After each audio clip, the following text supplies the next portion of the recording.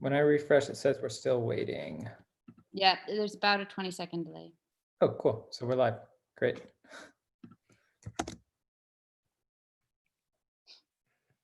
When I refresh, it says we're still waiting. We are now live.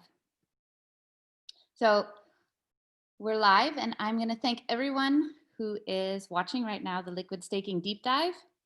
We have all of our panelists, but I'm going to hand it over to Billy Rennekamp, who is the grants manager on the board of management at the Interchain Foundation. Thank you very much, Michelle. I'm excited to have this group here. We've got some interesting perspectives, experts on this very exciting topic. I want to start with a kickoff and just do some introductions. So going down alphabetical order, we've got Barney, he's a CEO of Vega protocol, which is a Tendermint-based chain for trading decentralized derivatives. Barney wrote the white paper and worked on the mechanism design for Vega. Say hello, Barney. Hey, everyone. Next, we have Brian, as the CEO of Chorus One, which is a validator that does a validator company that does engineering and research. He's co-founder of Epicenter, an OG blockchain podcast. He's also a member of the Interchain Foundation as a Foundation Council member. And he's one of the authors of the Liquid Staking report, which we are discussing today. Brian, would you like to say hello? Hey, everyone. Thanks for the intro. Sam reviewed the Liquid Staking report on behalf of the ICF. He's currently a member of the Interchain GmbH and previously worked with numerous projects on their token mechanics. Sam, would you like to say hello? Hi, good to be here. We have Sunny, founder of Sika Validator, another host of Epicenter, the OG blockchain podcast, formerly doing research and engineering at Tendermint Inc., and the creator of one of the staking derivative designs that are discussed inside the paper. Hey, everyone. And Tarun, founder and CEO of Gauntlet, a blockchain simulation platform, and the author of multiple academic papers on staking derivatives. Tarun? Hey, apologies for looking like a villain due to my weird lighting in my apartment. Yeah, also a mysterious villain. Cool. So this paper was really exciting. I think it's a great step forward on a very large and important topic. It comes with many different aspects that could have very far-reaching effects on the proof-of-stake blockchain world. But because it's sort of a big and complicated idea, I thought that it would be good to sort of begin by introducing it for anybody who's not familiar with the concept. I'm going to be directing a lot of these questions to Brian since he's one of the authors of this paper. But can we start off, Brian? What is the problem exactly that liquid staking is solving? You used a few different terms in the paper about an unbonding premium. Maybe you could use those terms to sort of help us. Those three were opportunity costs, exposure to price volatility, and lack of liquidity. Yeah, totally. So as we all know, right, proof of stake has kind of gone live, and now we have many proof of stake protocols that are live.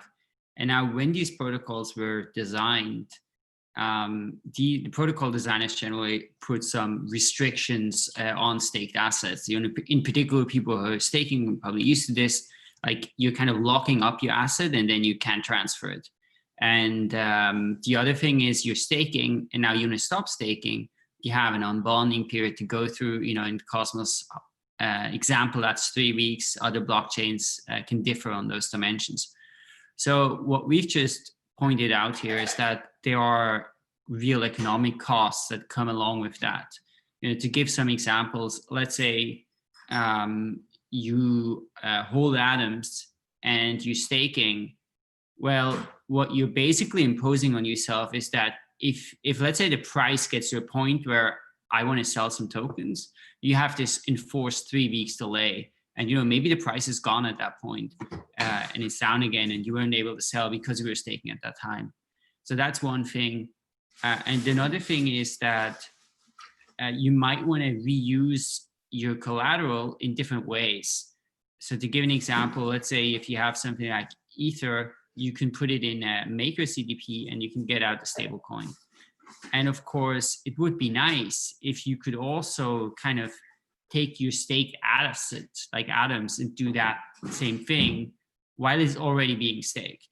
So we kind of saw that there are these restrictions that come from staking protocols and that they have economic cost. And sort of the other side that, we are pointing out in this report that we think is super important is that those restrictions can be easily circumvented by an exchange. So an exchange can basically allow you to like stake your token and trade it instantly. So you can have your staking rewards without giving up the liquidity. An exchange can also allow you to reuse the collateral.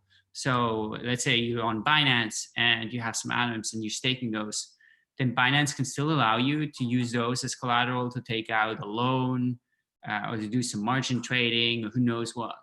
So what we basically pointed out in this report is that the way proof of stake protocols currently are designed, and this applies for Cosmos, but basically all of the proofs, pretty much all of the proof of stake protocols, there may be some exceptions in some limited ways, has this effect. And in our view, that drives people, or will drive people to staking with centralized exchanges, like Binance, etc. We already have on something like Loom, where I think I checked the other day, and at the time it was 200 million out of 280 million tokens were staked through Binance. So of course the problem is you then start to have a huge amount of control by exchanges over those chains that can be abused, that makes those chains vulnerable, that decreases censorship resistance, has many negative effects. So right. Yeah. You and Sunny sort of started thinking about this problem during one of the hackathons, right? Was that the Seoul hackathon, Hackathon, or was it already the Berlin summer hackathon? Yeah, Sunny, do you want to go ahead and take this? Yeah, that was at the Berlin hackathon. So it's something that both Course One and SICK had been thinking about for a while. But then at the Berlin hackathon 2019, we decided to start building a MVP, and that's what we submitted for the hackathon. I mean, Brian, you started talking about this, but Sunny, maybe you can speak further. What are the threats that come if from exchange validators? You mentioned that Loom, but I mean, there's other projects that we've seen problems with. Tezos has a very large percentage. Steam and Hive had problems, and EOS has also seen problems from exchanges. What do those look like? What ends up happening is people, like Brian was mentioning, people generally do want liquidity on their tokens, and if you go to an exchange like Binance today, if you just hold atoms on Binance, they take a portion of all the atoms on their exchange and stake them, and then sort of kick back rewards to everyone who's just holding atoms on Binance. So in a way, and then they just internally do like whatever calculations they have to just keep enough atoms liquid, so that way anyone who wants to leave the Binance platform can get their atoms out. But for any sort of like internal trading, people would just be trading on staked atoms, and then the trading will only be happening on Binance's databases. And so the problem is that if people are seeking this liquidity, which people tend to, there'll be more and more people holding atoms on Binance, which will give them more and more voting power in the network, which is could potentially be very dangerous, especially because when you delegate through some of these exchange platforms, when you don't go through like the real delegation system, like the native one on chain, you end up losing a lot. Delegators end up like losing a lot of rights as well. So, a big example of that is the governance rights, where, if someone is delegated, if Billy's delegated to the SICA validator and SICA votes to do something, Billy can always override that vote and use his portion of the atoms that are delegated to SICA to vote a different way. But when you go through Binance, that's really not an option. So you end up losing a lot of the sort of delegator rights that we had built into the protocol when you go through exchange validators. And we've seen some of these problems arise in the real world already with other networks. Does anybody want to talk about some of the warning stories that we've already seen erupt? Yeah, I mean, I think there's a few examples. The one that I'm kind of most familiar with was EOS. In EOS, you had, basically the same thing, right? That most tokens were held on exchanges. And there was this idea in EOS that the inflation rate would be very low. And as a kind of token holder, you just choose your validator. And then the validators get all of the inflationary rewards. But then what the exchanges did after Inc was that they basically said, okay, look, we'll vote for your validator, but you have to basically pay us some of the tokens. So at some point it was like leaked, from Huobi, that this huge spreadsheet where they basically tracked how they were, essentially selling the voting rights of the users of their platform. So that's one example. I think there was recently also a Steemit and Binance example where Binance basically, maybe somebody else knows more about it because I don't know exactly the details here. But from what I remember, what happened was essentially there was this whole thing where Justin Sun had bought the company behind the Steem blockchain, and that company held a large portion of the Steem tokens. And then, there's some dispute on whether, something about freezing, the tokens that the Steem company had promised to not move those tokens for at least some amount of time, but now that it had new ownership, they were kind of backtracking on that. And then, governance of the system tried to like freeze those tokens. And then Binance basically came and helped Justin Sun, but they basically used all the tokens that were sitting on the Binance platform in order to sort of swing that vote, which was sort of it's unclear if that's that's probably not what the people who had entrusted Binance with those tokens wanted them to do, and to vote on their behalf for something maybe they haven't opted into. And the ultimate result, of course, is that Steemit forked into Hive. So there's, the group who never wanted Justin Sun or Tron to be a part of this, which now have a completely different blockchain. So, that's sort of the nuclear option, I think, when you come down to it. So the goal, I guess, is to avoid these sorts of negative scenarios, right? And one of those solutions is staking derivatives. So maybe Sam, do you want to give us a real quick sort of overview of how staking derivatives? Well, let's see. I've got staking derivatives broken up into native, non-native, synthetic, and custodial. I was going to maybe ask each of you to describe them a little bit, but before I do that, somebody want to maybe give me a very high level about how you can achieve similar things with staking derivatives to the user experience that exchanges can provide. Really quick before that, I just want one other thing I want to talk really quickly about the exchanges, which I think one thing that I don't see people talk about as much is, like I mentioned, the exchanges do have to keep at least some portion of all their tokens liquid, right? So let's say Binance, let's say they have to keep at least 20% of their tokens liquid in order to handle outflows.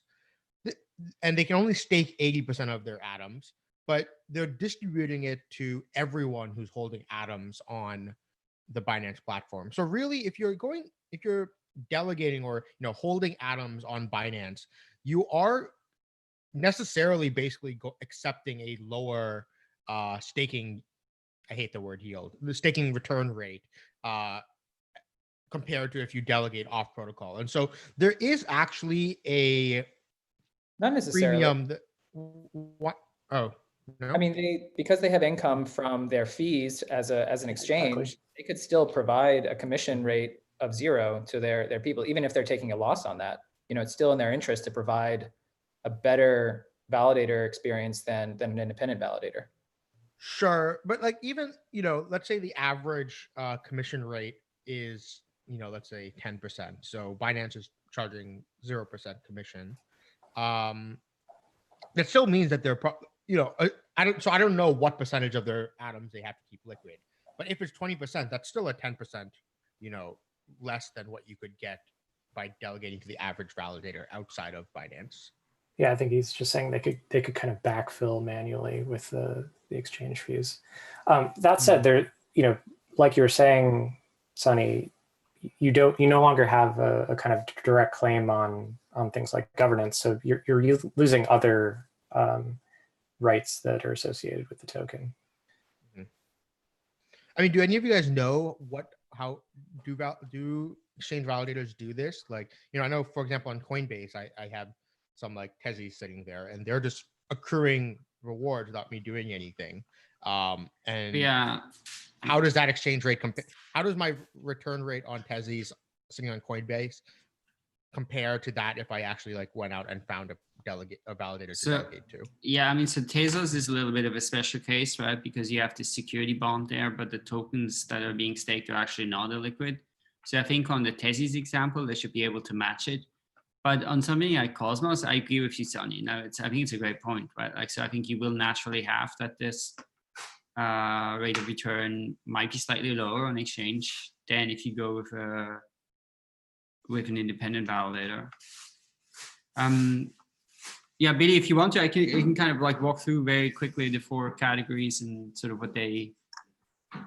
Yeah, well, I mean, I was hoping actually maybe we could get Tarun, because some of the writing that you talked about is native implementations, and maybe you could just give a sort of introduction to what native staking derivatives could look like, and then we could go to those other 3 categories for everybody else. Yeah, sure.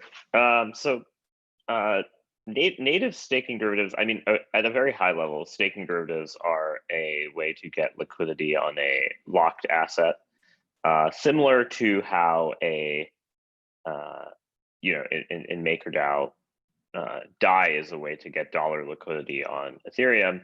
You can have a staked asset in the same way you lock Ethereum up to mint DAI. You take your locked stake, you mint a synthetic asset relative to the stake. There's some pegged rate of conversion. And then that synthetic asset you can go spend. So in the same way that when you maybe, you create DAI, you can go spend it and that stays pegged to roughly $1. You could imagine a staking derivative that you mint it and it stays pegged at some rate to the underlying asset. Now, I'd say maybe a better analogy instead of DAI, because like Ether to dollars is like this like very fluctuating one. Maybe like Chai is a good one where it's like, you lock in your DAI and then you get this Chai token, which is accruing the Maker DSR value. Yeah, I don't know how many people know about Chai, so I figured I went for the one that has more brand recognition. But yeah, another thing that might actually be closer to what Sonny's example is like just putting DAI in Compound or putting an asset in Compound, getting the C token, which is this derivative asset that earns interest, but you can trade it directly. And in fact, right now, C DAI is bigger than Comp token itself in market cap. So the idea is all of these descriptions have been kind of outside of the raw protocol itself, but you could imagine that within consensus, the thing that mints these assets is used, and the consensus protocol can actually adjust its monetary supply or make sure it doesn't issue too many derivatives based on some risk profile directly within consensus, and it can use something like an analog of Uniswap, so a constant function market maker, to kind of hold the peg between the actual staked asset and the synthetic staked asset. And this might seem kind of sci-fi or weird, but there are 2 live networks that do something very similar to this, and there are a bunch of other live networks that will, where the consensus protocol does interact with a sort of automated market maker that holds the derivative at a peg, and the 2 networks are, of course, Terra and Celo. And in their case, because they have an on-chain stablecoin, they actually have this reason to keep a peg of a locked asset. In the case of, say, Celo, it's Celo Gold, to a derivative asset, in their case, the stablecoin. But you could imagine removing the constraint of stability and getting these kind of liquid staking derivatives. And so the idea of doing it in protocol has 2 real advantages. Number one is that the protocol designers can configure this kind of relative risk rate of how much rehypothecation occurs by how the market maker is designed. And number 2, you can actually, if you can turn the staking derivatives market into the biggest lending market for the token on chain, then the protocol doesn't have to worry about these competing yield effects, where, say, Binance offers you a better yield on top of your staking because, let's say, they're doing lending and they're sort of rehypothecating your your assets, you could have a loss of security if everyone removes their stake from being bonded in the network. But if the network itself is the biggest lending market, then because of that liquidity, people won't actually keep moved to alternative yield sources. So there's sort of a security implication, and then there's also a protocol design implication, which opens up a bigger space of possibilities. But of course, putting things into consensus means more debugging. True. I mean, but generally it's just the idea that this is a feature, not a bug of a system, that it's embraced from the get-go in some way. And I'd say maybe on the opposite side of the spectrum is the synthetic version of it. And maybe Barney, you could talk about that, especially in the context of Vega. Yeah, absolutely. So I mean, obviously, as you say, the option of including it in the protocol introduces the potential for a lot of debugging. It also introduces the potential for derivatives on derivatives. And what I mean is, if the sort of rules or the restrictions or the way you designed into the protocol gets far enough away from effectively giving people liquidity on their staking assets, then people will probably end up creating synthetic derivatives that make up the difference. And so you can do what you can within the protocol. I think there's good arguments for designing a protocol to to support some of these things because of the potential benefits. But actually, the synthetic option, where effectively someone builds a derivatives contract on a platform like Vega potentially that settles in some way based on the staking rewards or even the governance decisions. And I think one of the discussions that I've seen come up as well is the idea of whether or not your derivative would be against the pool of all of the tokens on the platform, assuming they're all fungible, or actually is a token delegated to or staked by validator A, is that actually the same, and is the derivative on that worth the same as a token delegated or staked by validator B? So you actually end up potentially with, particularly in a high value network or where there's big differences between validators, with the opportunity to have the difference between validators becoming a point of difference in value of the different synthetic tokens. But obviously on a derivatives platform, you can issue a derivative that represents any of those. And I guess the further point probably is that on that derivatives platform, you're probably going to be allowed to take some level of leverage with that as well. So in general, if that derivative trades on the basis of margin, then you can take leverage and potentially actually hedge your risk or whatever or take a risk or take a position for less than the cost of the underlying staking, which has all kinds of implications for protocol and mechanism design as well. That's great, thank you. One of the other four categories is non-native, which is very similar to synthetic, but has some differences. Maybe Sam, would you want to talk about that? Comes to mind is interchain accounts, multi-party computation, Cosmosm. Yeah, so this is kind of somewhere in between the two that were just described. So one can imagine that there's an exogenous blockchain that is tracking the positions and kind of the status of tokens on the endogenous blockchain, and you can create a kind of trustless synthetic that could be traded on that other chain.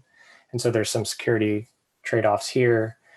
You gain some of the benefits of kind of pooling liquidity and kind of creating standardized interface, but you're also kind of giving up some security and creating a competing market, as Tarun indicated.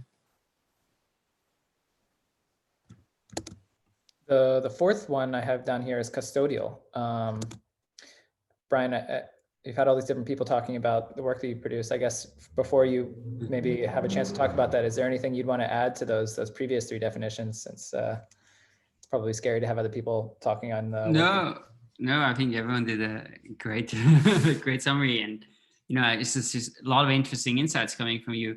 I mean, maybe one thing that is worth mentioning it a little bit, since I see it as a sort of a big question that protocols have to kind of grapple with, is this question in general about like, okay, do you make it directly part of the protocol, or like is it built on top? And I think the big question there is, of course, it's built directly in the protocol. It's almost like if you think of this as sort of economically, right, it kind of gets absorbed into the foundational protocol. It's almost like it becomes this government service being run, whereas the other one is that you can have multiple competing protocols, and of course there's pros and cons to both. But I think that's one of the most interesting questions. Now, with regards to the custodial one, the example we discussed in the paper is something called StakerDAO. StakerDAO is basically issuing an Ethereum token that's backed by like various staking assets like Cosmos, Tezos. So the challenge, of course, right now, you don't have, IBC connecting all these different chains, and like you can't really do this thing in a non-custodial way. So they have this mechanism where, they're basically managing some of the keys and custodying some of the assets, and then you have actually a regulated asset that gets being issued.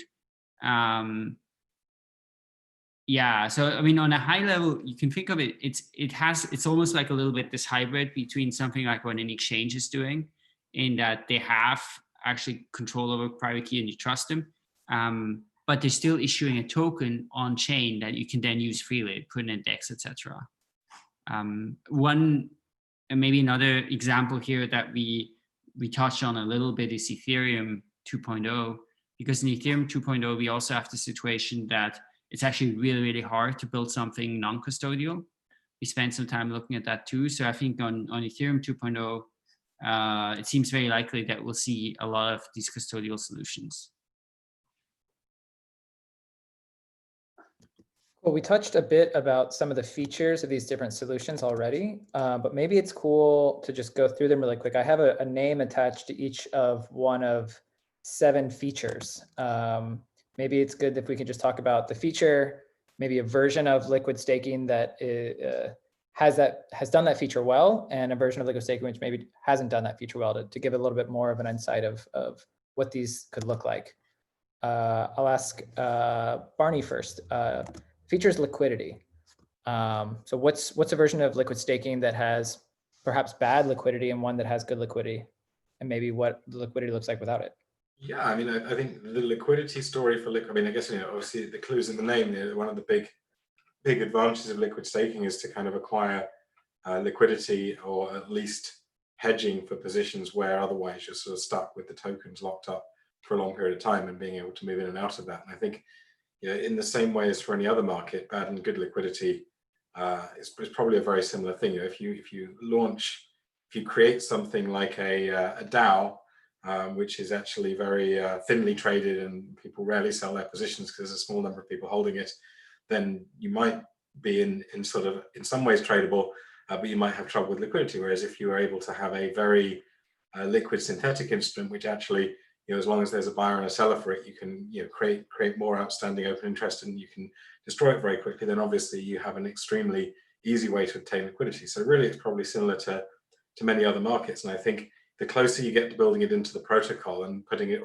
on a off chain or on another chain, and the more of those sort of things the more bespoke you make it effectively, the harder it's going to be to find liquidity for the liquid staking instrument, whatever it looks like. And the more it looks like an ERC20 token, or sits on a derivatives platform that already has a ton of liquidity in other instruments, or indeed on a sort of CFMM market maker, which can provide sort of an amount of depth in liquidity. The more you do that, the more it looks like everything else, the easier it's going to be to create liquidity for it. Totally. So what I'm hearing there is that liquidity really has a lot to do with what the second word I have to describe these different markets. And I would ask Sunny maybe to talk about this, which is fungibility. Yeah, so fungibility is basically this, idea of how fungibility in general means that, given 2 different assets, would you be willing to accept either or? Like, is there any reason that, would you be willing to swap them for, and it should have no matter to you? Fungibility is really important because that it helps increase liquidity. So especially, in like on-chain dexes, you want to make sure that things are like something like Uniswap, right? Because, all of these assets are like programmatic. You have to actually program like smart contracts to know that two assets are fungible with each other. And normally we do this by like saying, like, okay, putting everything under, like, you know, any ERC20 token from this like ERC20 contract is fungible with each other. But now if you have, let's say there's a staking derivative where my delegation to Sika versus Billy's delegation to Sika. So I delegated 5 atoms to Sika and Billy delegated 10 atoms to Sika. Are Sunny's delegate like staking derivatives fungible with Billy's? Like if I went to Brian now and said, hey, you know, buy this staking derivative from me, will he care whether he's buying it from me or from Billy? And the goal is you want it so he does not. So that way that increases the liquidity. So now, you know, instead of him having to decide, okay, you know, I have to buy 5 from here and 10 from here, you know, he can easily buy 12 of them and he doesn't care who he gets it from. And then, like I said, because these are smart contracts, these have to be explicitly programmed in. So Uniswap, you have to tell it that, like, you know, these 2 tokens are, you know, treat them as one token. And then one of the sort of big debates that comes out with fungibility is, you know, it's kind of clear that we obviously want Sunny's delegation to Sika to be fungible with Billy's delegation to Sika, because there's no really good reason that they shouldn't be fungible. But what about Billy's delegation to Sika versus Billy's delegation to Chorus One? Should those 2 things be fungible? And that's, you know, because these actually are very different assets, because maybe they have different risk profiles. If Sika double signs, you know, the Sika staking derivatives should go down in value, but the Chorus Ones should not. And so I personally think that these should not be fungible with each other. Delegations to 2 different validators should be treated as 2 distinct assets. But there are some people who are building staking derivatives who want to try to build a, you know, a more like, you know, a single unified staking derivative where it's like, it doesn't matter. If you're doing that though, like, I mean, I think you're creating a basket instrument, right? So you're really, yes. if there's 10 different risks, and whether they're across different networks or even yours versus Billy's, if I just want to be exposed to the risks and the liquidity of the average atom, then that's great. I could just invest in this basket. But if I happen to think that you're way more likely to get slashed than Billy, it's only going to be useful to me if I can get hold of the sort of composites of that basket, so that I can say trade one against the other. So I think it depends on the use case for staking derivatives as to why you're taking them. And in fact, you know, if you're exposed to one, let's say you've staked you've delegated to Billy, and you're a bit concerned that Billy is behaving erratically and likely to get slashed, you know, let's say that's something, and you want to hedge against that. The basket case of all of them isn't going to help you there, but the Billy specific one is. So it really depends on the use case, what level of fungibility and what level of aggregation is sensible. Yeah, that's why, do you want to I personally think that at the base layer, we want like validator specific one, and then the basketizing it can be done at a higher, like, you know, out of protocol, which is something that, you know, the Chorus One team has, you know, been thinking about quite a bit as well. So on that point, go ahead. So centralized exchanges are kind of prime candidates. They kind of have an advantage in doing this abstraction, because they can like absorb some of the risk premium and kind of make like kind out of 2 things that aren't necessarily like kind. So this is kind of in contrast to what Barney was saying about kind of integrating further into the protocol and kind of increasing liquidity that way. You know, Binance can abstract in order to increase liquidity. Yeah, that's like, so one of the differences between like the centralized exchanges versus like decentralized exchanges, where, you know, centralized exchanges can hide away a lot of this complexity and stuff. But when you make a decentralized exchange using smart contracts, you know, everything has to be programmatic and visible. So you get fungibility is much more fine grained there. This really makes me think of the way, Tarun, you were talking about comparing these derivatives markets to the housing market and the different tranches of risk profiles. Would you maybe want to talk about that? And maybe we can lead that into, what does the future of risk profiling look in the proof of stake network? You know, is there any beginning work on that? Like, how do you make a judgment on what is the risk profile of different validators if you need to make comparisons? Yeah, for sure.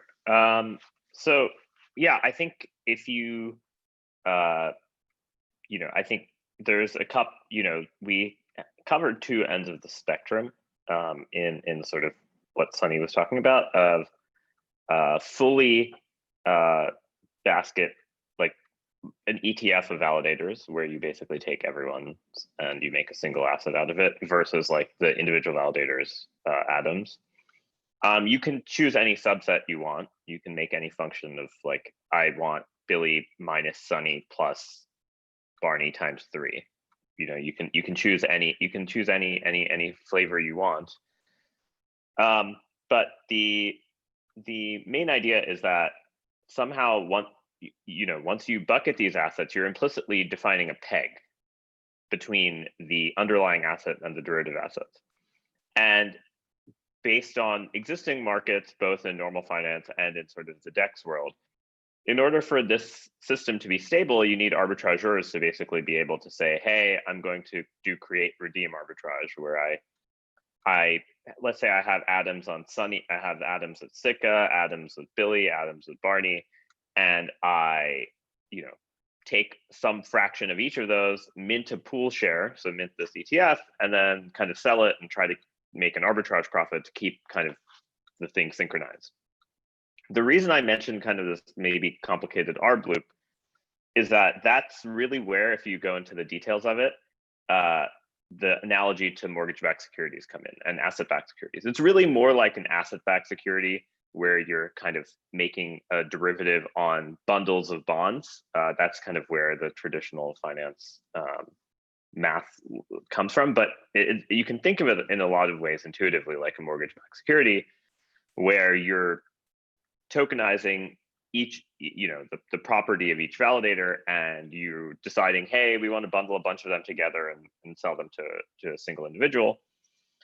But there's sort of this process in which the market needs to ensure that the peg, in whatever manner of, hey, I have this bundle of atoms that each have different risk profiles, should be priced relative to the global state of the atom, which is potentially the exchange price.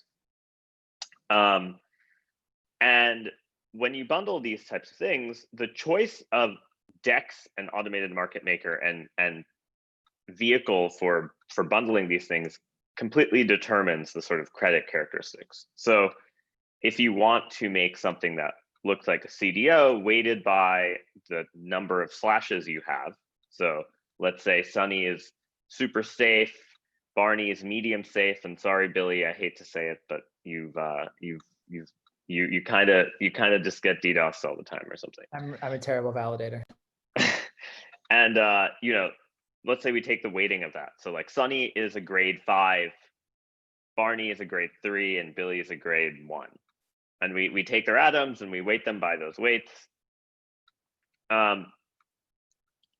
Choosing those weights, you can actually do this in a dynamic way that you couldn't do in the financial crisis, right? In the financial crisis, you relied on Moody's and S&P and whatever to tell you that that Billy is a bad validator. But Billy could have given them Billy could have bought them a really fine bottle of wine and said like, hey, don't give me an F, give me a D, just so I can like scrape by. The cool part about staking derivatives is that if these are fully on-chain constructions of like, I only want to create the staking derivative that's an aggregation of people based on how much they've been slashed, and the slashes are publicly verifiable on chain, you can actually do better than the mortgage-backed security case. The hard part is when you want credit stuff that is off-chain. So maybe it's like, oh, somehow we should downweight exchanges even though they never get slashed because of these centralization issues. That's when you run into the kind of same problems of like, someone has to choose the weighting in these systems. But the advantage is there's on-chain stuff. Sorry.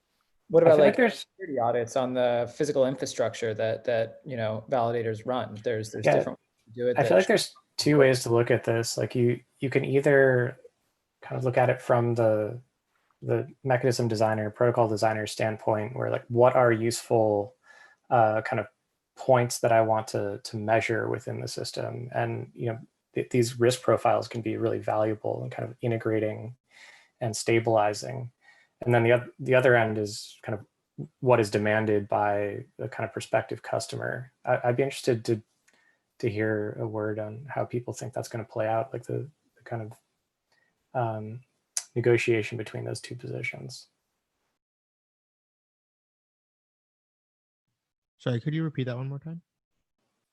Well, there's a supply side and demand side, basically, and so the protocol designer has some degree of control over how things are bundled, what the packaging looks like, what tranches there are, and you can imagine that those are actually useful in kind of integrating information and stabilizing the protocol. On the other hand, you could just make a very exotic derivative that nobody really wants to deal with. So I guess Yeah. one thing I might add here is we have some lessons to learn about this from what I would call the petri dish of proof of stake, which is DeFi protocols, because they basically have gone 500 times faster at building these things. Of course, less safely, and they don't have to deal with consensus. So keep that in mind. But they have a lot of lessons to learn about things that work and don't work on the demand side for getting people to actually buy these things, because you do need market makers, whether they're AMMs or whether they're real market makers, to actually be able to price these things. And I think the best example of the supply and demand side, both sides of the market, is synthetics. So synthetics is it is the purest form of staking derivative. There's a token called SNX on Ethereum. It's ERC20, and if you stake SNX, you can mint a staking derivative. So you earn SNX rewards. So there's some inflation rate. But by staking SNX, you're allowed to mint derivatives against SNX, but at a certain collateral ratio, which is 750%. So you need to be 750% over collateralized. So say I put $1,000 of SNX in, I can withdraw, say, 50 SUSD, which is their synthetic USD, or I can withdraw 10 to the -4 SBTC, like their Bitcoin derivative. So they have a bunch of derivatives. There's an Oracle, whatever, the complications of that. I mean, there's security issues, but they don't affect the market. And so people use that as a way to earn staking rewards while also having some liquidity in this thing that's supposed to be pegged to USD, Bitcoin, gold, FTSE, whatever. And the demand side there is really people who want who want kind of synthetic exposure to something that looks like USD or Bitcoin or ETH. And I think the real way to drive demand for staking derivatives is to somehow ensure that there's a way to get to synthetic Bitcoin or synthetic USD or a stable coin. And that is like the base bucket that you can convert to. And then after that, I think getting liquidity into the side markets will be much more simple. Terra's new thing they announced yesterday, Anchor, which is basically a stable coin which is collateralized by staking derivative rewards, basically looks a lot like this. And I think that's going to ensuring that there's a stable coin somewhere will be able to be like the base layer of demand in this market, because you're basically, the two sides are people who want dollar exposure versus people who want to earn yield by selling dollar exposure. So you would be a proponent of baking in that, CDP style mechanism into the core protocol, as opposed to, let's say, how I've mostly been thinking about it is, I stake atoms on the Cosmos Hub and I get back a synthetic atom, and then I can take that synthetic atom to Kava or something, and I can get out my stable coin. So kind of separating out these two. So you would be sort of a proponent of building that stablecoin machine inside the core protocol? It doesn't have to be. Akala, right? Which was referenced in the paper. Is anybody familiar with that protocol? I mean, maybe Brian, Akala? Is that what we're kind of talking about right now? I think so, but probably Tarun might know better if that's. But I mean, just on a high level, Akala, you know, one of the challenges with the non-native designs, like let's say if you look at Cosmos, then the challenge is, right, on Cosmos there are no smart contracts. So if you're going to build this kind of thing, where do you build it? Like you kind of have to either, you know, maybe use something like, you know, let's say you have delegation vouchers on the hub, but then you move it somewhere else and you have to build some kind of pooling, maybe stablecoin thing there. Or you're going to have to use something like the IBC to use this interchain accounts to directly build the whole thing somewhere else. So actually one of the chains that sort of like makes non-native liquid staking designs pretty easy is Polkadot, because on Polkadot, it will make it easy, is Polkadot, because on Polkadot, once we have like parachains, you can have smart contracts on one of the parachains, control and stake dots. So Akala is a project that's working on that, you know, they plan to have a parachain that will control dots, stake dots, and then they also have some sort of like maker-like system to then issue, you know, a stable coin that's backed by these stake dots. So that's kind of on a high level, the Akala idea. The nice thing about that versus, like, let's say this was in Cosmos, because it's on a parachain, it's already relying on, you know, the same security, the same validator set. If you did it, like, let's say there was a project Everett that has now kind of shut down, but Everett was planning, you know, to create their own chain that would then control atoms. So the problem then is you start having two staking tokens, maybe two different validator sets, then you have this weird kind of interdependence on a security level between the chains. Notably, some of them are working on Anchor, I believe.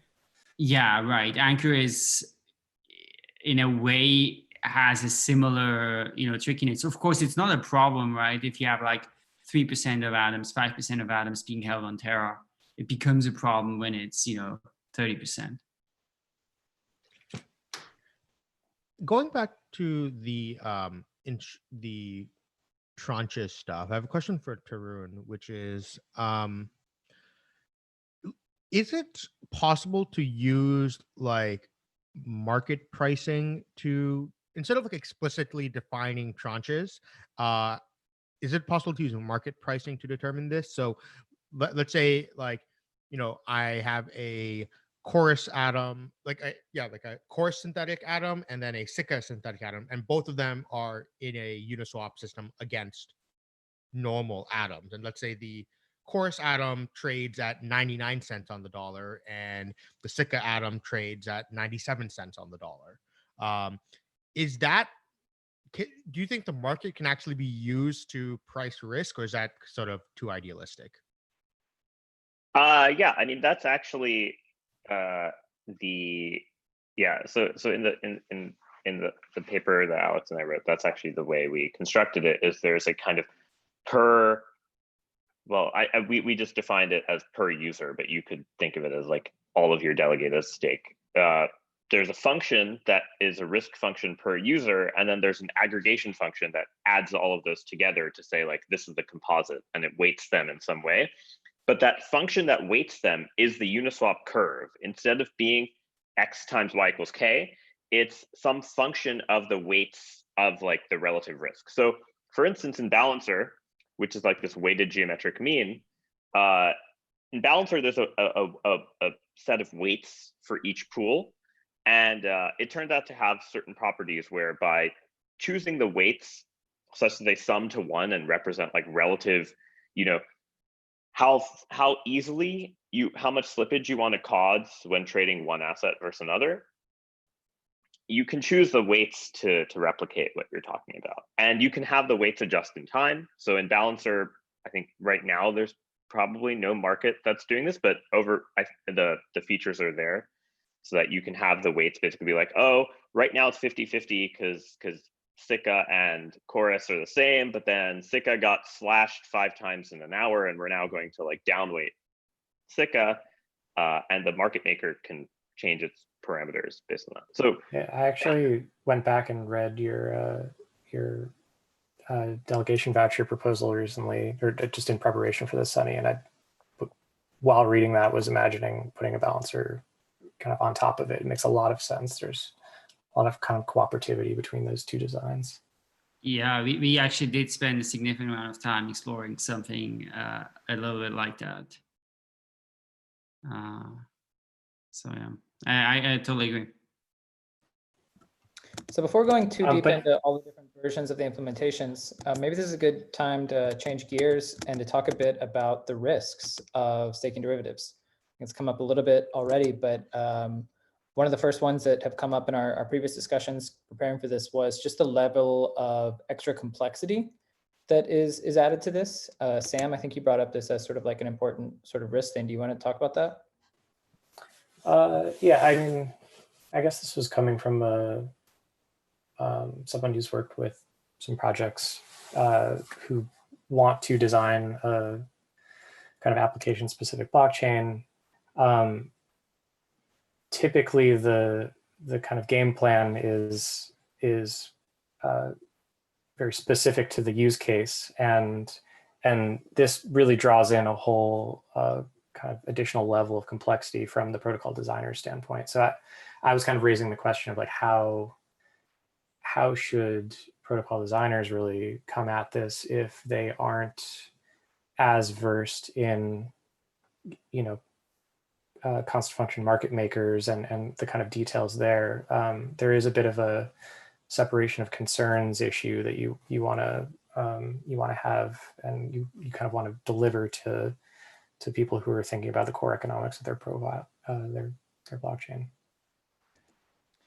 Maybe Barney, you could also speak to as a sort of mechanism designer on the Vega protocol. Like, what do you need to keep in mind for keeping things just simple enough, or how do you see that coming into staking derivatives as being overly complicated? Yeah. I mean, I think there's a couple of things here. And the first, there are two types of complexity that get introduced by staking derivatives. There's the type which you introduce yourself by deciding to add them to your protocol. And I think what we've effectively decided is that we're not going to add them to our protocol. We're going to decide how much liquidity you get, whatever else. We're going to try and design the mechanism in such a way that it works. And the other type of complexity, therefore, is the type of complexity that you're forced to introduce because staking derivatives are possible. And what I mean by that is someone can go and they can use Vega, they can use something else, and they can create a staking derivative. They can do the basket one, they can do the individual one, they can do all kinds of these things. They can create this derivative. And if they have this derivative, and this derivative means that they can get around the risk that they take by locking up their token, say on the price of the token or on the amount of rewards they get or on being slashed.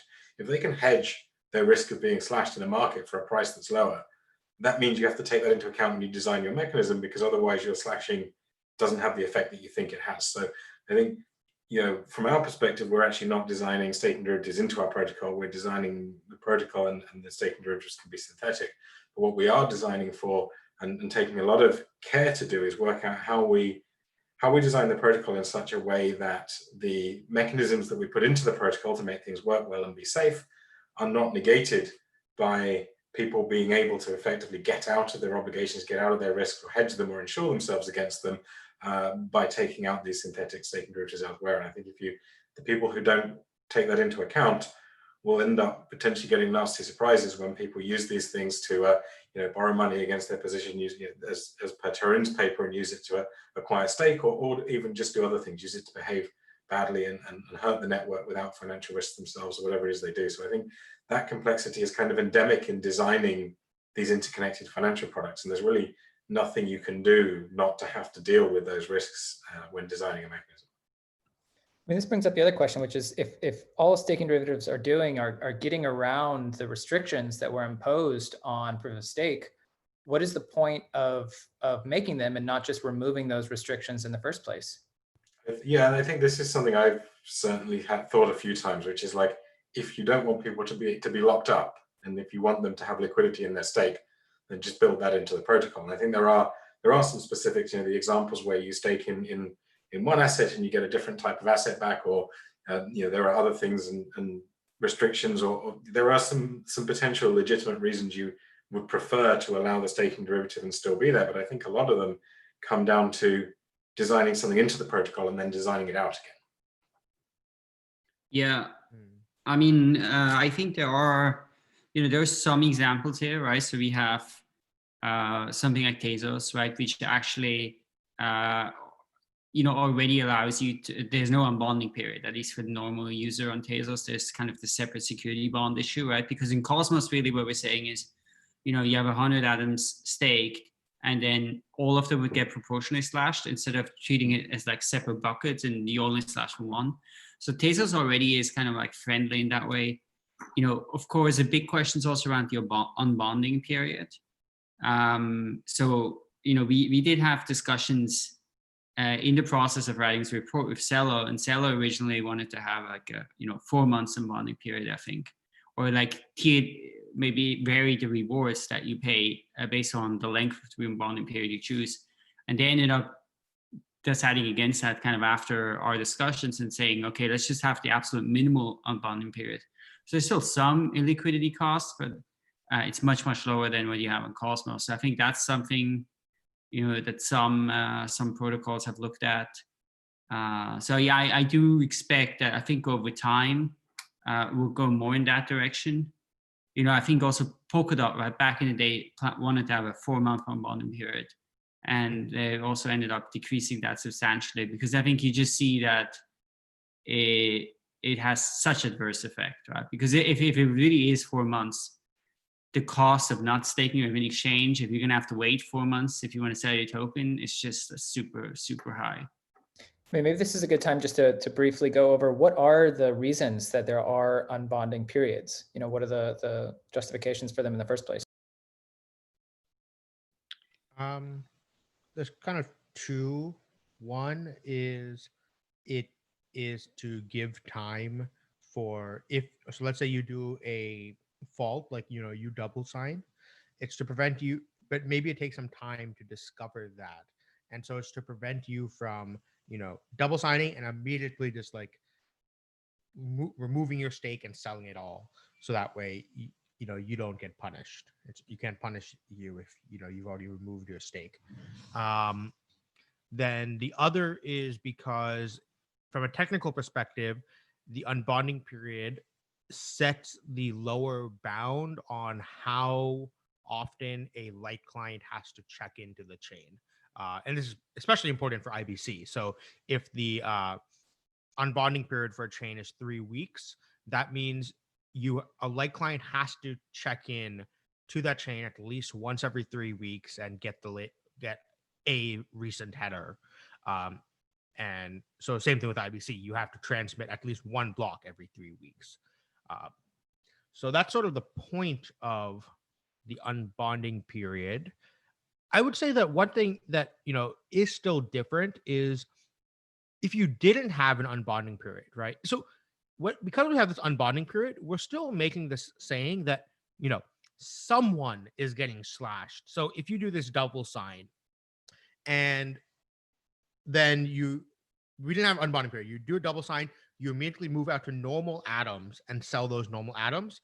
Well, we can't slash anyone now because but if it's like, let's say I had Chorus atoms, Chorus did a double sign, and then Chorus sells those atoms to someone else immediately.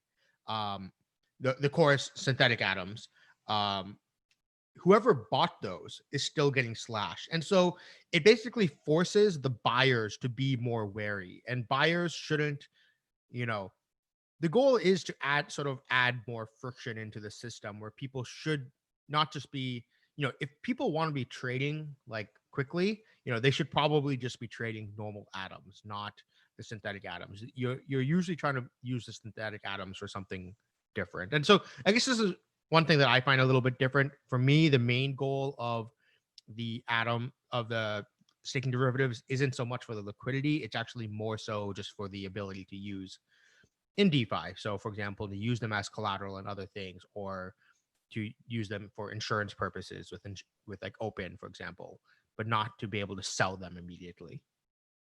So I'd add one thing, which is not to be the person who quotes Matt Levine every time I go on one of these panels, but cryptocurrency just learns the lessons of finance's past, because this is exactly what happens. So reinsurers, for instance, are legally required to lock up capital for many months or potentially years per unit of insurance they issue. In fact, I think that's the reason that reinsurers have offshored basically to small islands, is because most countries don't let them. Like most countries have very long unbonding periods, whereas there's kind of no rules in the Caymans for this type of stuff. But at the end of the day, you want your validators to be kind of pledging capital in case of emergency, which means many slashes or many double signs or many faults of some form. And it's very similar to an insurance fee, but usually even in normal finance, it's not like that capital is particularly optimally allocated. Usually you choose a really bad upper bound on how long it needs to be locked up and needs to be available for an emergency. And the lockup time is sort of inversely proportional to the volatility of whatever thing you're insuring, and in a very abstract sense. And usually you do add these kind of derivative assets because you realize, hey, I added too much friction. I want to lower the friction somewhat, but I don't want to make it zero friction, right? And so like, it's like playing this like, you know, Feigenbaum type of iterative game to figure out like, what's the correct amount of friction to have in my system?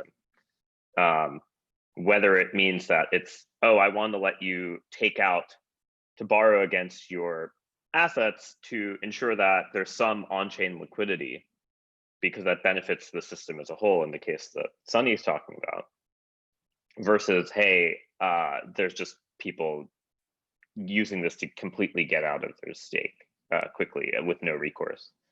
Let's talk quickly about what, sorry, do you want to have more to add to that? Yeah, I'm just saying, I think this is the natural evolution of these things. That's maybe all I want to say. To continue that thought, I mean, we're basically talking about the potential of over liquidizing these sort of like intended to be frictional, I don't know, I'm making up words at this point, systems. What are some of the perverse incentives that you can see coming out of here? In the paper, you know, we talk a bit about validators shorting their own tokens, validators taking out insurance on their own tokens, self-stake ratios maybe being a way to battle that. Does anybody feel strongly about discussing those topics right now in a continuation of that? Don't everybody go at once. I can like weigh in a little bit on that. So yeah, I mean, for example, one of the nice, one of the guys who's been very engaged in the liquid staking working group was Maron from Unslashed. So I think he's renamed it. But he's been working on slashing insurance. And of course, when you have something like slashing insurance, if this is an on-chain thing and there's no sense of identity, it means like, some validator could buy insurance on themselves slashing. And of course, that does create this kind of moral hazard risk. So there are maybe other examples of this kind of thing. Now, I personally, I think that's not really a risk I'm particularly concerned about. So let's say if you look at this example, right? So first of all, what is the liquidity going to be on some of this insurance market? So probably it's going to be, fairly liquid and difficult for somebody to do something like that. You would potentially detect it on chain, right? All of this is going to be public knowledge. And, in this example too, of course, if a validator did something like that, probably it would be fraud and, outright illegal. So I think that example of sort of a validator being incentivized to slash, and that's not even taking into account, the importance of reputation for most validators and stuff like that. But there may be, of course, other things where, you're starting to have this, layers and layers of stuff and, maybe unintended consequences. So some things that somebody can do that like, afterwards messes up the underlying consensus protocol. Yeah, I mean, I think you can develop that thought even further, and this is also a topic that Matt Levine talks about a lot in relation to CDSs and credit default swaps, which is the idea, the incentives that get created around those. So you end up in situations where companies that maybe don't need to default effectively agree with some people that they're going to default because those people hold a lot of CDS, and you can see all kinds of ways that this kind of thing can start happening here. Like, either you can have that kind of agreement going on with people, or you have the more sort of insidious type of thing where someone who works for a validator slowly acquires a whole bunch of insurance on the slashing of that validator until they have insurance that's going to make them a huge ton of money if that validator starts getting slashed a lot more than they have been. And then they have the ability through their root access to the server or whatever to screw with the network connection, turn it off, kick it over, delete the content of the disk, and cause the event to happen that causes their insurance to pay out. And I think these sort of risks are they're everywhere that you put these derivatives, you put this insurance around the protocols, and the incentives that get created are not always immediately clear. And I think maybe a validator doesn't have an incentive themselves to sort of acquire the insurance and get themselves slashed, but that doesn't mean there aren't people out there who have pseudonymous identities and Tor and everything else who don't have those incentives. So I think it's going to be, there's a lot of sort of really interesting incentives and risks around this that are just becoming clear. Yeah, I think the theme is that you can kind of export and move around risk in a way that you couldn't previously, and that happens kind of at all levels, from whether you're a delegator, a validator, or kind of a blockchain as a whole. You can potentially have kind of interconnected risk, whereas the kind of conversation 2 years ago really centered around a kind of contained stake ecosystem. And I think actually this is one of those places where keeping some of the friction is important, and kind of to the point Tarun was making earlier, it's okay to let people trade in and out of this via synthetic stuff. But the more friction you put in, the more wary the people on the synthetic markets have to be, because if they know the price of the things that they are buying is impacted by things for longer term events over longer periods of time because of those lockup periods, if their prices are going to be affected, then that can have an impact back on the original market and vice versa. So I do think the right types of friction, which particularly when you talk about things like being able to acquire stake quickly and being able to get away with certain types of activity, the right types of friction still have a place to ensure that to actually make these mechanisms work at all. So I do think the answer of going, well, someone can move every risk around synthetically, so therefore we should not have any mechanism designed for any of these things, is probably the wrong answer.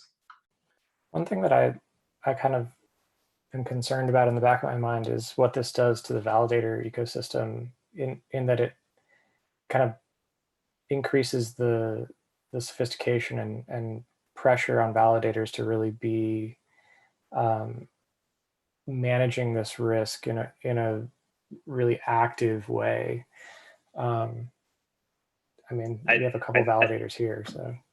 I think I've said this on every podcast I've been on recently, which is the first generation of validators are probably going to die, and the second generation is going to all be prop trading firms. But maybe that's a little too directly spicy of a take. So is your, I would love for you to elaborate on this. What's the reason why you think most validators will kind of gravitate towards becoming prop trading firms? So we saw this with miners, and we saw this with in HFT in the 90s. So there's like a lot of similarities I've noticed. So with miners, right, the first generation of miners, before they were like kind of structurally incentivized to become data center providers, there was a lot of them doing kind of wild stuff, and there's no hedging, there's no selling futures. Then you had the crash of 2013, wiped out like 50% of miners overnight. And we had the miners that survived, the cockroaches of sort of that crash, became way more institutionalized. And then by 2015, that was the first time the derivatives market for Bitcoin was starting to be liquid enough that people were hedging the risk. But a lot of miners got wiped out again because the main derivatives exchanges were quanto derivatives, and they weren't marked to dollars, or they were like Bitcoin denominated derivatives that couldn't get settled correctly because the exchanges didn't understand how to market make those, which led to Tether. By the way, I would say the Omni blockchain was legitimately a 100% direct descendant of the fact that a bunch of miners blew up trying to trade Bitcoin derivatives denominated in Bitcoin and not denominated in dollars. because they have to hedge their real risk in dollars paying electricity, but somehow they're selling this thing in Bitcoin. Bitcoin's volatility is too high, they can blow up. And so there are a bunch of miners that blew up then. And if fast forward to now, you have like cloud mining, you have tons of hash power derivatives, which basically are the analog of staking derivatives being traded. Miners themselves have their own financial system. There's just like tons of people who are offering lending services to miners, people who are offering income smoothing to miners. There are people like Jump buying up 70% of new blocks and selling them in the US, etc. Like those are prop traders. Those are not the miners who are the early miners. The early miners certainly did well, but I would say if you look at the history of cryptocurrency, it's always at each stage of increasing financialization, the people who survive are the ones who end up being the closest to being prop traders. And normal finance also had a similar thing in the 90s when like anyone and their mom could start up an exchange in their backyard. There's a very famous example of this guy in West Virginia who was like living in his parents' basement, started this exchange, and then it ended up being sold to Citi like 2 years later for $700 million. There was this era of like, wow, it's open, anyone can do everything, and then it concentrated, and the most financially sophisticated players usually won. So I'm just maybe I'm the old man ranting about. I feel history, like another leading indicator here is this conversation around basically block producers buying up or kind of working with, colluding with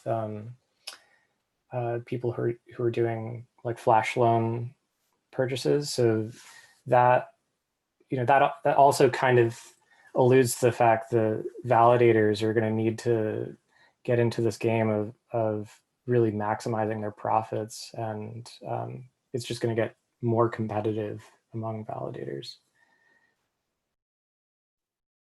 Yeah, no, it's an interesting point. I mean, sort of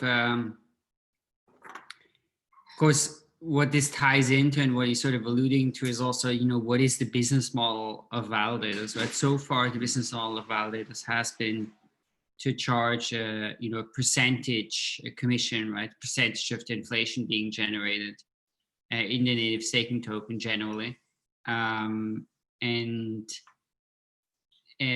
Now you could also imagine that a validator sells the block space out of band, right? So if I have a right to put in 10 transactions at a specific time because I'm the proposer then, and down the line if there's kind of value to having your transaction in exactly at that time, I as a validator could potentially sell that spot. Of course, with arbitrage and flash loan, as you pointed out, and stuff like that, that would be kind of the prime example.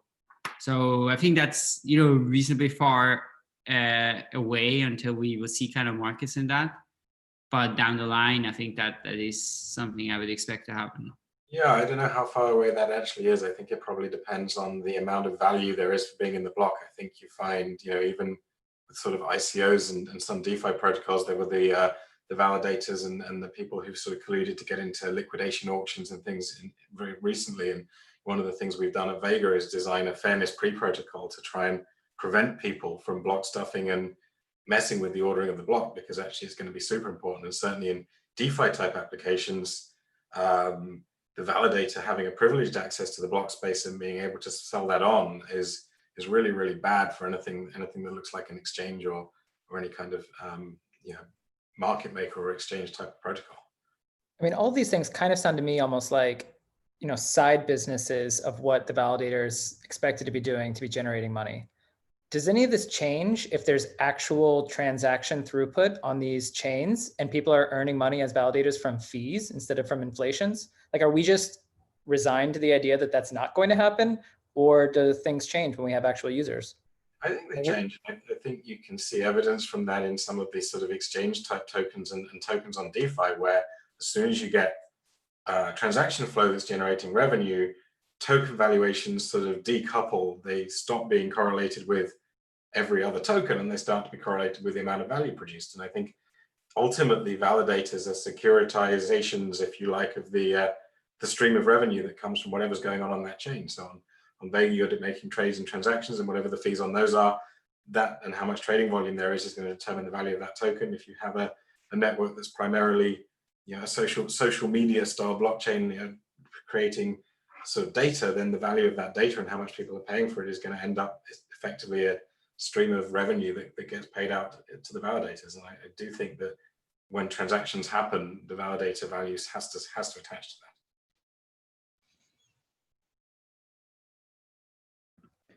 Anybody else have thoughts on that? Well, I think it just really depends on the application and the blockchain, and really the variance in the like value density that you can pack into a block. So if you have a very constant stream that's super regular, and that's kind of what your blockchain is directed towards, you kind of limit the functionality, then you might have an easier time with this.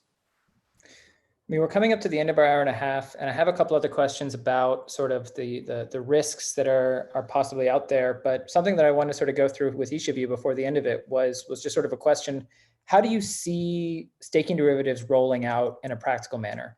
We've outlined these 4 different types. Some of them are maybe easier to implement than others. Some of them might be better to try out first than later. Maybe we can use a specific use case like the Cosmos Hub. What is the story that each of you sort of thinks makes the most sense for the rollout of these? I mean, if these are inevitable things, good, bad, or ugly, if they're going to happen regardless, what's the safest way to proceed as a community involved with the Cosmos Hub or in the larger blockchain ecosystem? Let's do this again alphabetically. Let's start with Barney and wind it down. Yeah, that's a good question. I think the safest way probably depends on depends a lot on the chain and a lot on the sort of use cases. I think there's, because you have some chains where there's potentially demand right now. There are validators out there.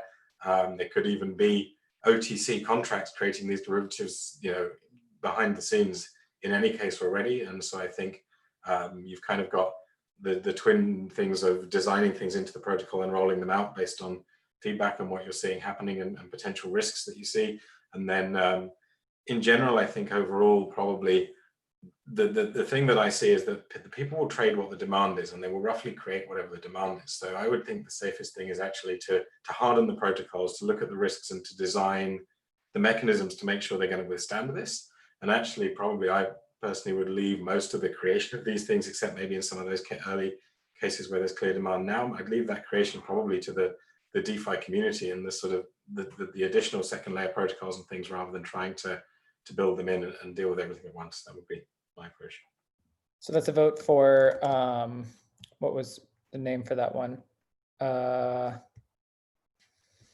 Community-led. Non-native, I think, yeah. Non-native, and this is specific to Cosmos, just to give us a concrete example. You think the way forward for Cosmos is non-native, something like CosmWasm, Interchain Accounts, or multi-party computation?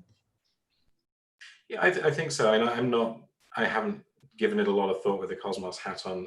I've given it a lot of thought with a Vega mechanism hat on and more generally. But yeah, I think that's probably where I'd go, sort of non-native or even synthetic. Cool, thank you. Brian, you want to take the same question? Yeah, sure. So in my eyes, I kind of see 2 likely paths forward on the Cosmos Hub. One would be interchain accounts. Basically, you're just allowing via IBC accounts on another chain to manage and stake atoms. And of course, they can then issue assets there. I think that's something that should be supported. You know, I think with IBC, we have the idea of, like, you know, free innovation. And I think this is the great thing here is that it's a very simple change. So screen share. So it's a very simple change. It doesn't require any wallets to change much, and you can kind of have, you know, different protocols innovate. I think the other approach that I could see working out is, you know, there's been some discussion about adding CosmWasm support on the hub, and then maybe having some governance approved, you know, smart contracts running there. So that could also be a path to have more of a native liquid staking solution on the Cosmos Hub. in that case, my guess would be something like delegation vouchers would probably be the most likely direction. But yeah, so I think I see those two right now, Interchain accounts or COSM, WASM, and native. Also, potentially one could do both, right? One could support Interchain accounts, people can experiment on other chains, and then the Cosmos community can also decide, okay, let's actually implement something directly natively into the Cosmos Hub. I'll just take a break there to briefly, in case anybody watching is not familiar with those two concepts. Interchain accounts is a application level usage of IBC that basically allows external blockchains to have accounts on a different blockchain. So it's a bit like the way a smart contract in Ethereum is indistinguishable from a user. In this scenario, a blockchain itself or accounts on that blockchain can own accounts on a separate blockchain. So like delegation can take place on this one from a single blockchain, meaning that entire blockchain has stake on chain A, but inside of that blockchain, that stake is distributed to different users. So it's like a single user on this chain becomes many users on this chain or something like that. And COSM WASM is a virtual machine of WASM smart contracts that has been proposed to be included on the Cosmos Hub with strict regulation on who can deploy contracts and what they do, regulated by the governance module. Hopefully that's not too much of a mouthful for anybody who wasn't aware of those beforehand. Moving back through alphabetical order, Sam, do you want to talk about what you think the most realistic rollout looks like? Yeah, for the hub, I largely agree with Brian. I guess the one caveat is I think once you go down the delegation vouchers route, you end up kind of wanting something on top in order to make these things more fungible. And so that ends up looking kind of like a CMM. So like there will be a exchange of some kind in order to price these things and trade them between each other. I don't know that that's the right solution for every single chain. I also kind of, we're in a permissionless environment here, so I really expect there to be a lot of different trials and catastrophic failures. So this is definitely an exciting time for liquid staking. Sunny, you want to follow up from there? Yeah, I kind of mostly agree with Brian. I think that it'll be native native delegation staking derivatives, probably the delegation voucher system, and I'm not quite sure why it would be on COSM WASM. I feel that was I think it'll probably just be easier to do it as a native Cosmos SDK module, but yeah. Other implementation detail aside, I think we're going to see something like delegation vouchers, especially because it's not going to be blocked on IBC.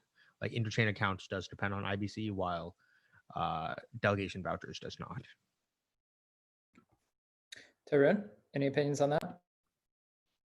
Yeah, I mean, I think that there should be some level of native support, if only because sort of like delegation vouchers, as far as I understand, because I think pushing everything to the second layer actually makes front running worse. And adding in the correct front running prevention has been quite difficult. I think the best examples of this are the Oracle manipulation on Terra when it started, the 10 to the 18th Korean won print on synthetics, which was the biggest inflation bug I think I've seen in the history of cryptocurrency. And Celo, also same thing. Everyone's just front running the hell out of the Oracle right now.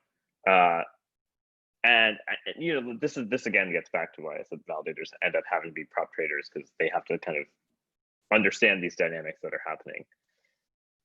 But yeah, I think there needs to be some level of native support so that consensus can kind of ensure that certain malicious front-running behaviors can be preempted to some extent. But after that, I think it should be done in a programmable constant function market maker type of way. I think Balancer is like a good simple version, but it's not necessarily the most efficient. And there's a very big design space there.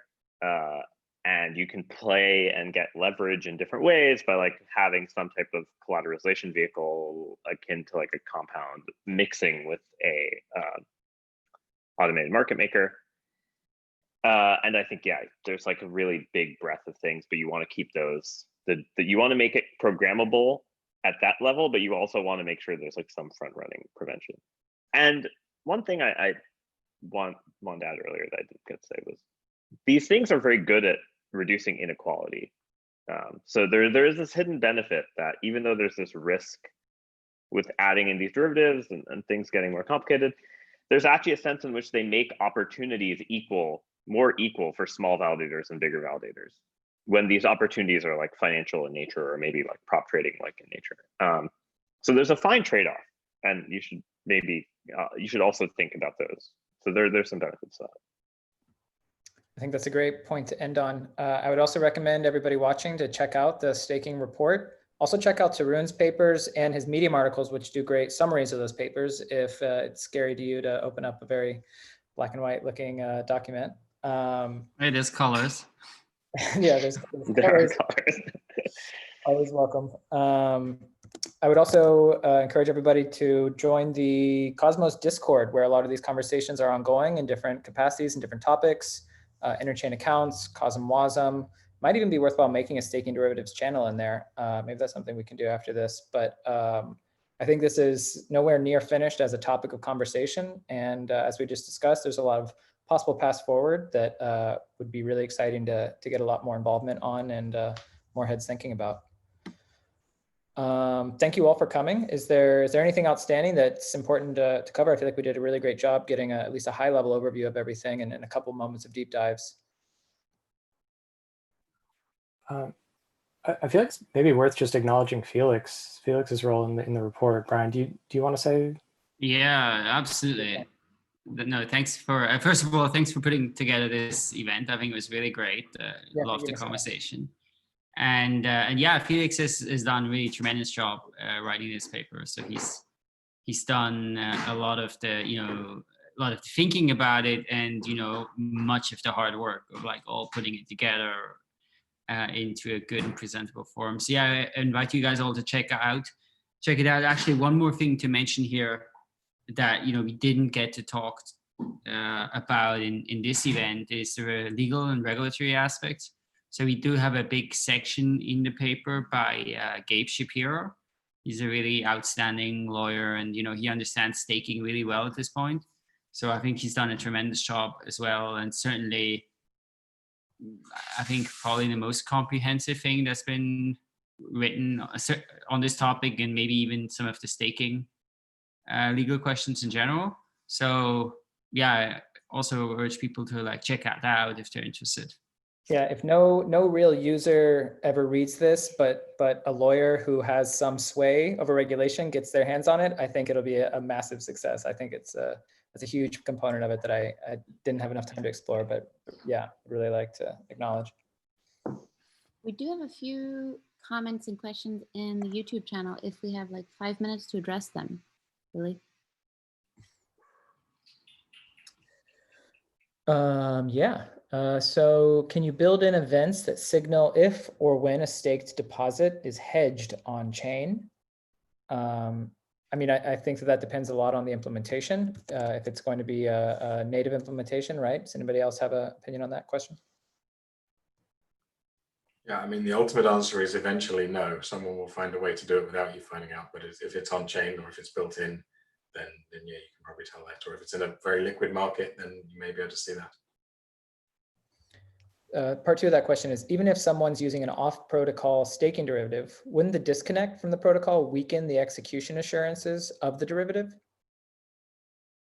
So even if someone's using an off-protocol staking derivative, would the disconnect from that to the protocol weaken the execution assurances of the derivative? Yeah, this is actually the point I was bringing up about front running from DeFi and from, like, I think the L.Akala design is super front runnable in the same way that synthetics is. the difference is that synthetics can learn its lesson and not lose layer 1 security.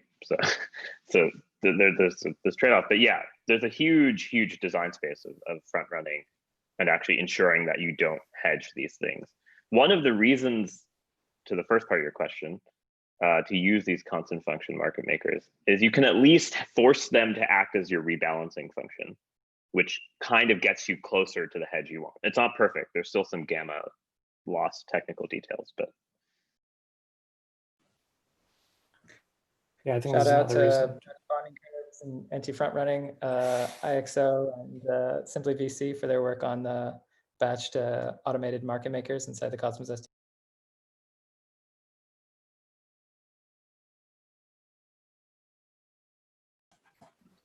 Sorry, Sammy, you were going to say something to that? I mean, how do I follow that up? Yeah, I think it's just another reason to kind of tip towards having a market on chain and making that the primary market is you do get some introspection into this. Next question is from Josh Lee. Is there a staking derivatives implementation that reduces amount slashed?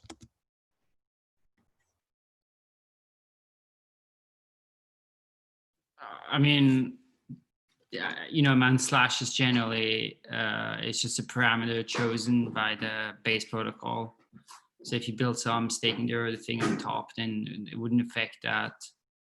I guess there's a question of like, would it be reasonable to change slashing amounts if there were staking derivatives? But that is a question I think that probably is again going to depend on the particular design, and is not something we spent time looking at. Sorry, the follow-up to that was, I thought all of them increase slashed amount when used as leverage. Could probably build in insurance also. That would decrease your slashed amount. Yeah. Just a comment. Do you count accrued fees as included in the slash amount? Because like say you have to pay a fee to mint. Because like some of the designs have like fees on create and redeem versus fees for like interest payments versus neither of those. You could add those in as part of your slashing fee if you get slashed, I guess. To Sam's point. I mean, there's also some designs where there's no slashing, and those really have different security properties, but you could, yeah, I think the design space is quite large. You could change the kind of augment the validator payout such that you don't have slashing. So that's the last question. There's Felix hopped in there. Hey, Felix. Posted again the link to the liquid staking report. Some comments about front running in general, but not technically a question. I would encourage everybody to check out that chat in general. But we're just over our 90-minute prediction of time. Is there? I feel like we've done a great job, and I really do round of apps for coming, and thanks for joining and watching, and thanks everyone for hosting. Thanks. Right. Thanks everyone.